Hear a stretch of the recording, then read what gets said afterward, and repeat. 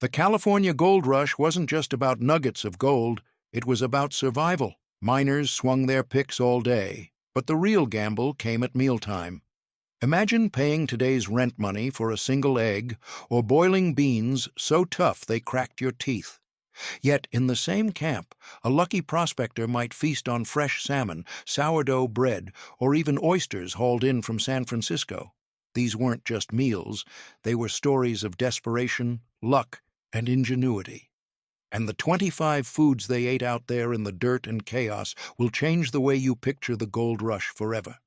1. Hangtown Fry. Nothing shouted success in the gold rush louder than a sizzling skillet of Hangtown Fry. Imagine it, 3 ingredients, eggs, bacon, and oysters, that in the 1850s were pure luxury. Eggs had to survive the dusty trek overland or be hauled by ship around Cape Horn. Bacon was salted and shipped in barrels, selling for outrageous prices. And oysters? They had to be rushed on ice from San Francisco to the mining camps. No small feat in a world before refrigeration.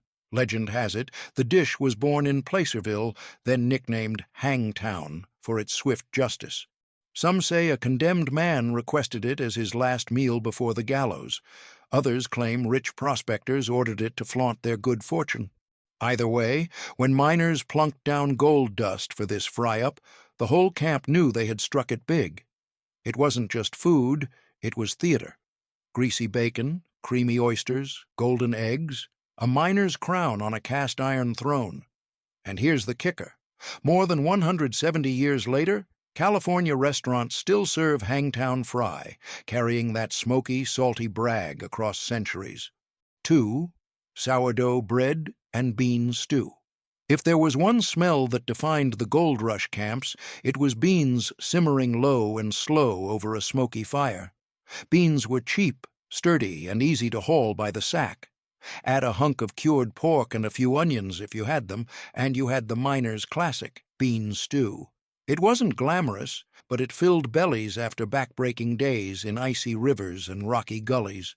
But here's where the story gets interesting. Pair that stew with sourdough bread, and you've got a dish that still echoes through San Francisco today. The 49ers didn't just discover gold, they leaned on sourdough to survive. Starters were carried in tins, guarded like treasure, and passed from camp to camp. In fact, sourdough became such a staple that prospectors were nicknamed sourdoughs. Picture it.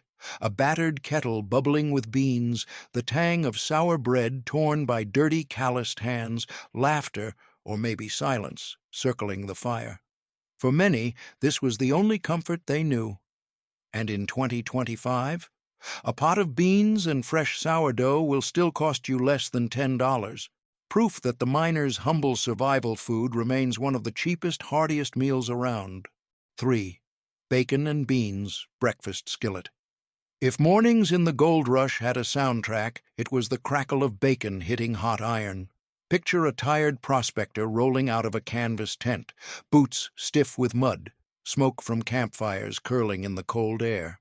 On the skillet, strips of salted bacon frying crisp, with a ladle of beans heating in the grease. Toss in a chunk of bread on the side, and you had breakfast fit to keep a man swinging his pick all day.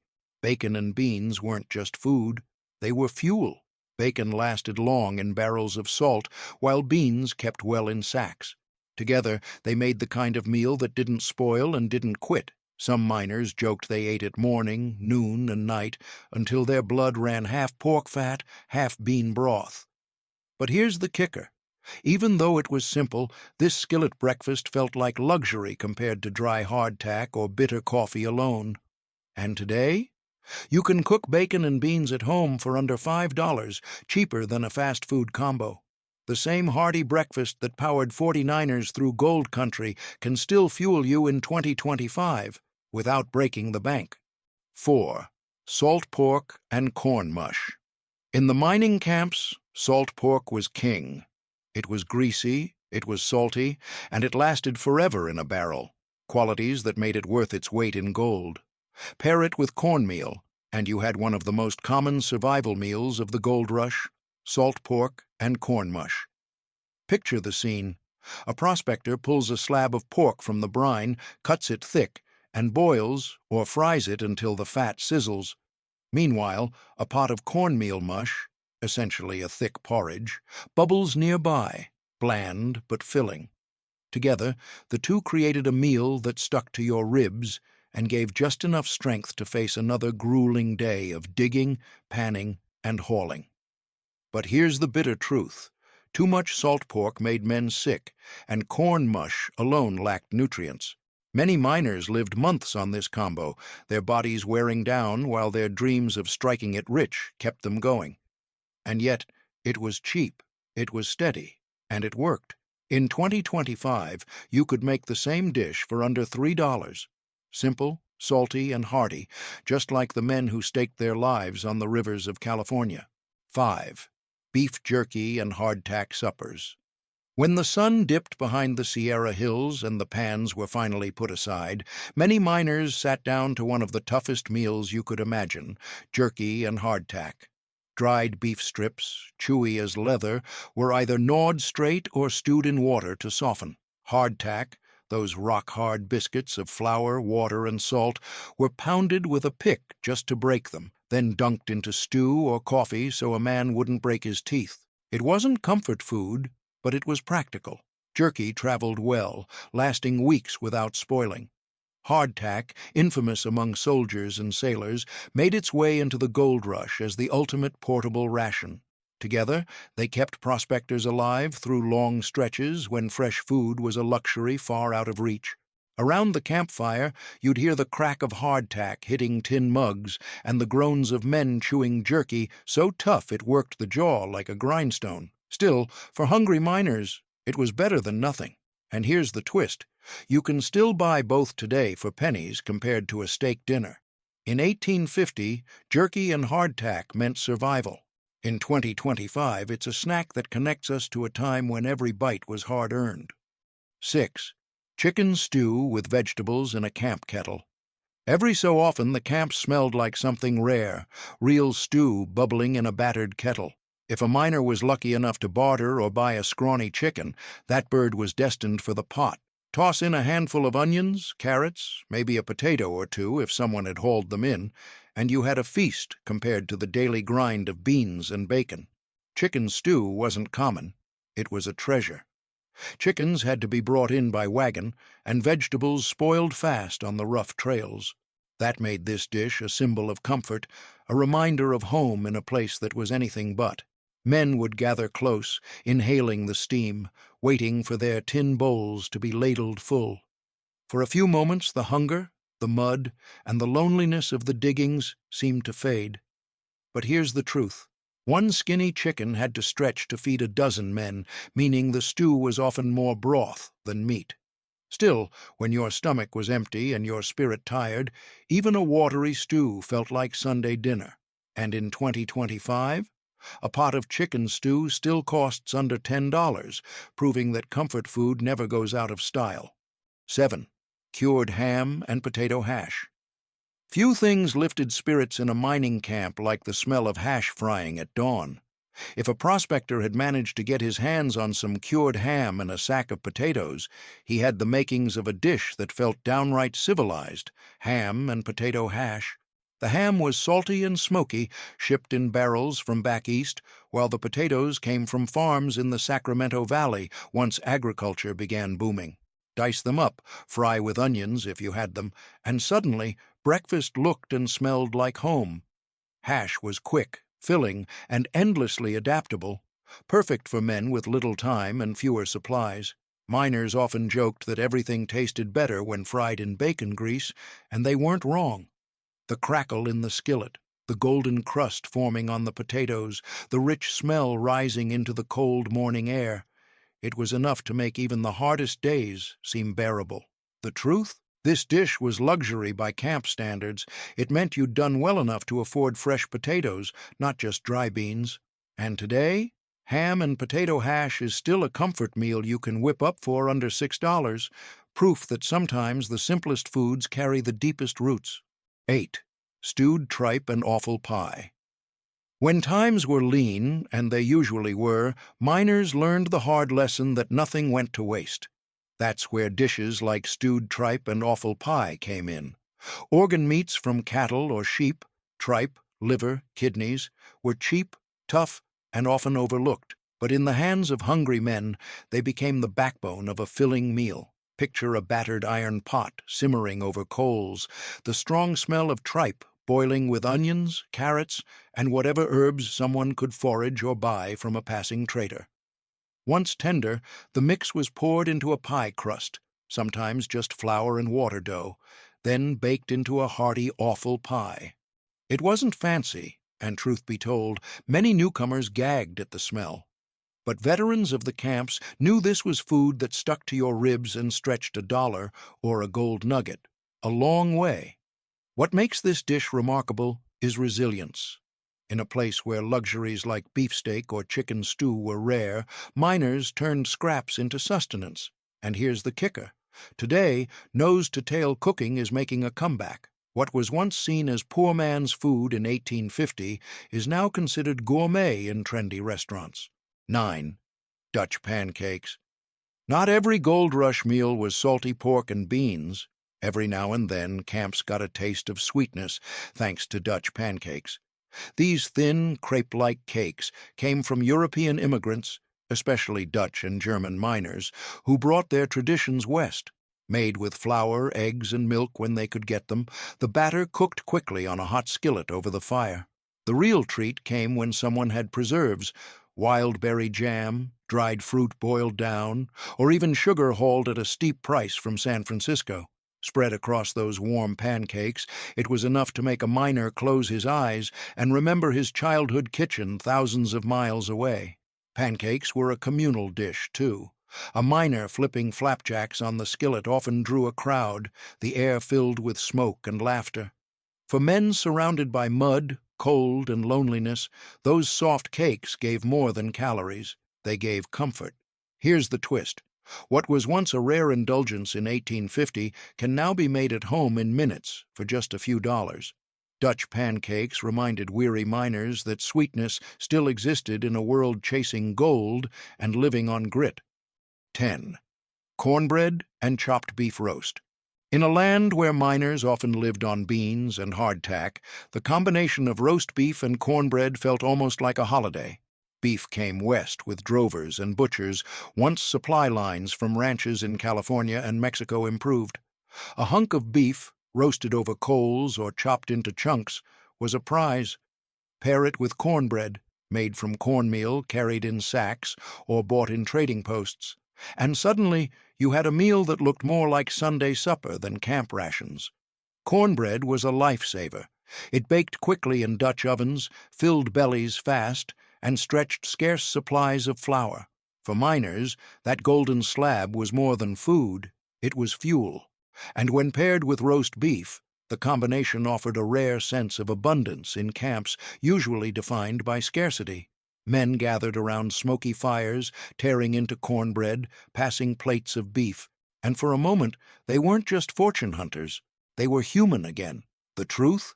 Not every prospector could afford this meal. For many, it was a dream, but when it happened, it was remembered. And in 2025, cornbread and roast beef still deliver the same warmth for under $15, a far cry from gold dust prices. 11. Pot roast of mutton with carrots and onions.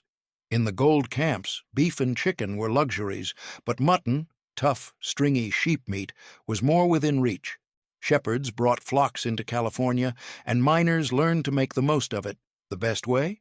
A slow pot roast with carrots and onions, simmered all afternoon in a heavy iron kettle. Picture it. A slab of mutton browning over the fire, then dropped into a pot with root vegetables that could actually survive the long trip inland. The meat softened as the hours passed, its gamey flavor mellowed by onions, the sweetness of carrots cutting through the fat. Hungry miners, bellies aching from hardtack and beans, would circle close, waiting for bowls of steaming stew ladled into tin cups. It wasn't tender steakhouse beef, it was rugged, chewy, honest food, but it filled the emptiness and gave men the energy to swing picks from dawn till dusk. The truth? Most camps couldn't afford to waste a scrap, so bones were boiled down, fat was saved, and leftovers stretched into the next day. And here's the twist.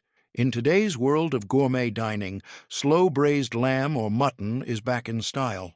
Proof that what once kept miners alive now graces fine restaurant menus. 12. Trout baked in ashes with herbs. Not every miner relied on salted pork or beans. California's rivers didn't just hold gold, they teemed with trout. For men willing to trade their pan for a fishing line, a fresh catch meant dinner that tasted like home. The simplest way to cook it? Wrap the fish in leaves or paper, bury it in hot ashes, and let the embers do the work. A sprinkle of wild herbs, sage, mint, or onion grass foraged nearby added flavor to what otherwise was a miner's rare taste of freshness. Imagine it, a weary prospector pulling a trout from the icy water, cleaning it by the riverside, then dropping it into glowing coals. No fancy pans, no spice racks, just smoke, heat, and hunger. When the skin peeled back and the meat flaked off the bone, it was a feast compared to hardtack or corn mush. Trout dinners became moments of triumph. Men shared fish around the fire, laughing like they'd struck gold even if their pans had come up empty. And here's the kicker. In 2025, fresh trout still sells cheaper per pound than steak. The miners didn't just survive, they taught us that the simplest meals, pulled straight from nature, can be the richest. 13. Fry bread tacos with beans and salsa. The gold rush wasn't just American miners chasing fortune, it was a crossroads of cultures. Mexican vaqueros, native peoples, Chinese laborers, European immigrants, all brought their flavors west. One dish born of that mix was fry bread tacos, flat rounds of dough fried golden in hot fat, then piled with beans and fresh salsa. In Mexican and native communities, frying dough was a way to stretch flour and oil into something hearty. Miners took to it quickly. Fry bread was cheap, filling, and portable, perfect for men who lived out of tents and cooked over open flames. Add a spoonful of beans simmered in a kettle and salsa from tomatoes, onions, and chili peppers, and you had food that was bold, fresh, and alive with flavor. For camps used to endless salt pork, this was a revelation. A miner biting into crisp bread, spicy salsa, and soft beans might close his eyes and forget the mud and cold for a moment. Here's the twist. In 1850, this was survival food. In 2025, fry bread tacos show up at festivals, food trucks, and family kitchens, proof that the fusion born in gold rush camps still has a place on our tables today. 14. Wild game steak and foraged berry sauce. When supplies ran low and money ran out, miners turned to the land. California's hills and forests were alive with deer, elk, rabbits, and wild fowl, and hunting meant meat without a price tag. A slab of venison or wild bird grilled over open flames became a camp treasure, rich with smoke and char. But sometimes men added a surprising touch, a sauce made from foraged berries. Imagine it, miners trudging through the brush, pockets full of huckleberries, blackberries, or manzanita berries. Tossed into a pot with a little water and sugar if they had it, the fruit boiled down into a tart sauce. Poured over a game steak, it turned rough campfire cooking into something close to fine dining. These meals weren't common. Game was hard to catch, and berries came and went with the seasons. But when it all came together, miners savored every bite. Around the fire, it was a reminder that the wilderness didn't just take, it also gave. Here's the kicker. What was once survival improvisation is now gourmet. Venison with berry sauce graces upscale menus today, but in 1850 it was a miner's lucky strike after a long, hungry hunt. 15. Clam chowder in wild onion broth. Not every prospector dug in the dirt. Along California's coast, some dug in the sand for clams. Camps near the Bay Area or along the Pacific often turned to the ocean for survival, and clam chowder became a favorite. But here's the twist. Without steady milk or cream supplies, many versions used wild onion broth instead. Picture it. Miners crouched over tide pools at low tide, filling buckets with clams. Back at camp, they boiled the shellfish in kettles with chopped wild onions, potatoes if they had them, and salted pork scraps for richness. The result wasn't the creamy chowder we picture today. It was thin, briny, and pungent, but it was hot, it was hearty, and it was fresh food in a world where most meals came from barrels or sacks. Clam chowder nights were community nights. Miners slurped from tin cups, laughing through the steam, grateful for something that tasted of the sea instead of dust. And here's the kicker. In 1850, this chowder meant survival. In 2025, a bowl of clam chowder in San Francisco's Fisherman's Wharf will set you back $12. Proof that the miner's humble seaside supper grew into one of California's most iconic dishes. 16. Oatmeal porridge with dried fruit and nuts.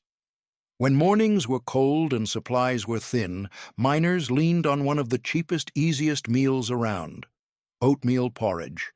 A sack of oats lasted weeks, cooked quick over a campfire, and filled a man's belly before a long day of swinging picks. Thick, hot, and simple, it was the kind of breakfast that kept men moving when gold fever demanded every ounce of strength. But the real treasure came when someone added extras. Dried fruit, apricots, raisins, or apples, brought a touch of sweetness. A handful of walnuts or almonds, foraged or bartered, gave crunch and protein. Suddenly, the bland mush turned into something closer to home cooking. For miners who had left families thousands of miles behind, that hint of sweetness in the morning was more than flavor. It was memory. Imagine the scene. Steam rising from tin cups, men huddled in blankets, porridge thick with raisins passed around the fire. No oysters, no fancy roasts, just oats, fruit, and nuts. And here's the kicker. In 2025, a bag of oats still costs only a few dollars. That same humble bowl of porridge that kept 49ers going can still fuel you cheaper than any drive-through breakfast today. 17. Pan-fried fish. Filet with lemon and butter. For many prospectors, the best meals didn't come from the supply wagons, they came from the rivers. Fresh-caught fish, pan-fried over a fire, was a miner's jackpot after weeks of salt pork and beans. Trout, salmon, or perch were cleaned on the riverbank, then dropped into sizzling pans with butter, if they were lucky enough to have it, or just rendered pork fat. A squeeze of lemon, carried in from trading posts, turned a plain catch into something close to luxury. Picture a miner crouched by the fire, the pan hissing, the smell of crisping fish skin filling the air. After a day of backbreaking labor in cold streams, nothing beat a hot, flaky fillet sliding onto a tin plate. For a brief moment, men tasted freshness, a reminder of nature's generosity in a world that often felt brutal and unforgiving. The truth? Not everyone had the patience or the skill to catch fish, but those who did ate better than most. And here's the kicker. What was once a frontier necessity is now a weeknight classic. In 2025, pan-fried fish with lemon and butter costs under $10 to make, proof that some of the best meals are still the simplest. 18. Roast goose with root vegetables. Most days in the diggings were all beans, pork, and hard bread. But when a miner got lucky, really lucky, he might sit down to something extraordinary. Roast goose with root vegetables. Geese weren't common in the camps. They had to be hunted from the marshes or bought from traders at a steep price. That made them a celebratory meal, often roasted whole in a Dutch oven, surrounded by carrots, parsnips, and potatoes. Picture it. The fire glowing, a heavy lid lifted from the oven, and the smell of crisp goose skin filling the cold night air. The meat was dark, rich, and fatty, stronger than chicken, but a welcome change from salt pork. Root vegetables soaked up the juices, turning soft and sweet, stretching one bird to feed a hungry crowd of miners. Meals like this didn't happen often. They were reserved for holidays, big strikes, or when a group pooled their gold dust to taste home again. Around the fire, with goose fat dripping on their plates, men laughed louder, talked longer, and forgot for a moment that tomorrow meant more mud and misery. And here's the kicker. What was a rare luxury in 1850 is still a holiday centerpiece today, proof that some feasts never lose their shine. 19. Beef and vegetable pie. When a camp cook had both beef and a few vegetables, he could turn scraps into something that felt like home, a beef and vegetable pie. The beef might be tough cuts, brisket, shoulder, or whatever was cheapest off the wagon trains. Carrots, onions, and potatoes were precious cargo from the farms in the Sacramento Valley. Chop it all up, stew it until tender, then bake it inside a simple flour crust, and you had a dish that looked like it belonged on a family table back east instead of a muddy camp in the Sierras. Miners prized meals like this because they were warm, hearty, and shared. A single pie, pulled from a Dutch oven, could feed 6 men easily. Steam rising from the crust, the smell of beef and onions drifting across camp, it drew men closer, both for the food and for the company. It wasn't an everyday meal. Ingredients were expensive, and many camps couldn't spare them. But when it showed up, it meant celebration, a strike, a birthday, or a rare good day. And here's the twist.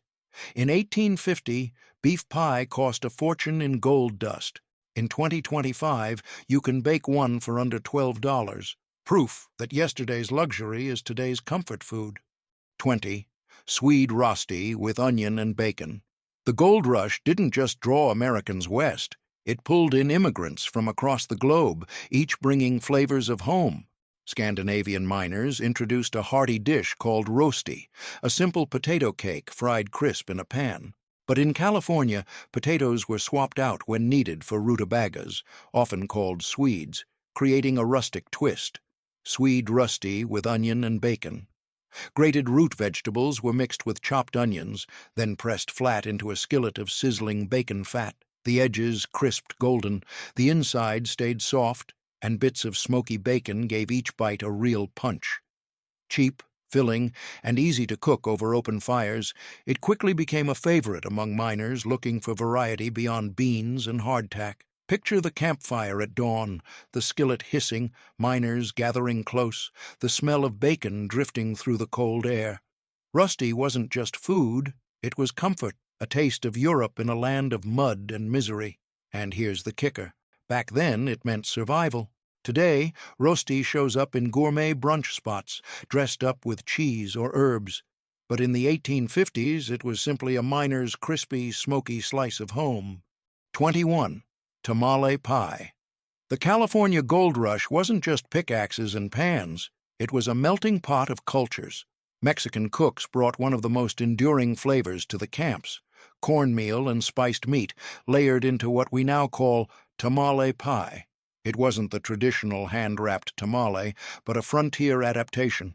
Cornmeal batter was pressed into a skillet or Dutch oven, seasoned meat tucked inside, then baked until golden. For miners used to bland beans and salt pork, this dish was a revelation. Chili peppers, cumin, and garlic, flavors from Mexican kitchens, gave the pie heat and life. The cornmeal crust held everything together, making it easy to cut and share. Around the fire, men would dig in with knives or spoons, the steam rising, the spices hitting their noses before the first bite. It wasn't just food, it was proof that the gold rush was global. Cultures collided, recipes blended, and from that chaos came something new and lasting. And here's the kicker. In 1850, tamale pie was survival comfort. In 2025, it's a family dinner favorite across America, a dish born in the mining camps that still warms kitchens nearly 2 centuries later. 22. Miners' Camp Chili. By the late 1850s, a new flavor was making its way into the camps: chili. Carried west by Mexican vaqueros and Texan adventurers, it became the miners' answer to bland beans and salt pork. Picture a big iron pot hanging over the fire, filled with beans, chunks of beef or pork, and a generous handful of chili peppers. The stew simmered for hours, the spices soaking into every bite, until the whole camp smelled alive with heat. For men who spent their days waist-deep in freezing rivers, that fiery kick was more than taste. It was fuel. Chili warmed cold bones, masked the flavor of tough meat, and stretched simple ingredients into something that felt bigger than the sum of its parts. Around the fire, miners passed tin bowls, sweat on their brows, grinning through the burn of peppers. The truth? Chili wasn't just food, it was culture. It carried Mexican traditions into American camps, shaping the way frontier cooking evolved. And here's the kicker. In 1850, chili was a survival stew. Today, chili cook-offs are American traditions, proof that the smoky, spicy dish born in rough camps has become a national favorite. 23.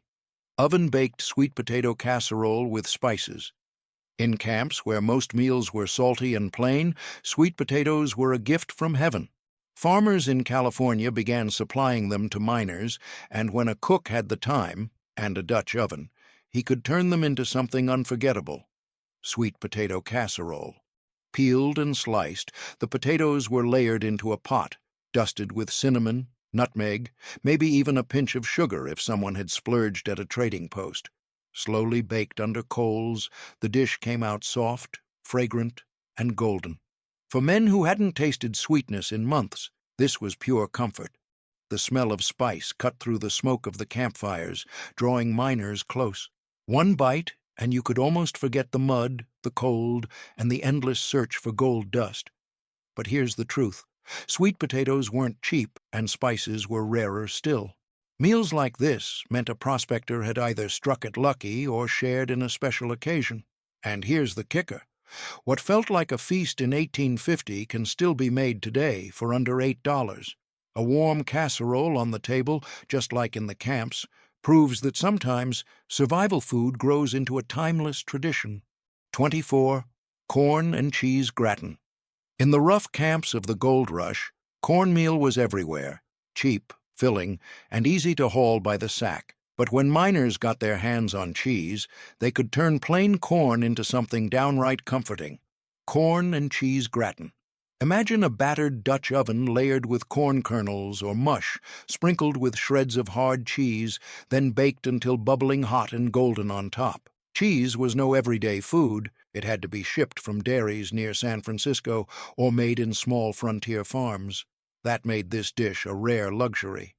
The salty, melty richness of cheese melted into the sweetness of corn, transforming humble ingredients into a dish that reminded men of home kitchens thousands of miles away.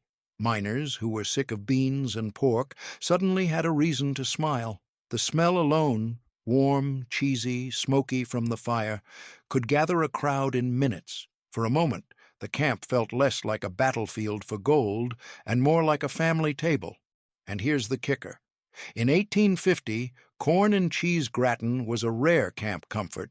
In 2025, it's still one of the cheapest oven dishes you can bake at home for under $10, carrying the same golden glow across centuries. 25. Coffee cake with dried berries and sugar crust.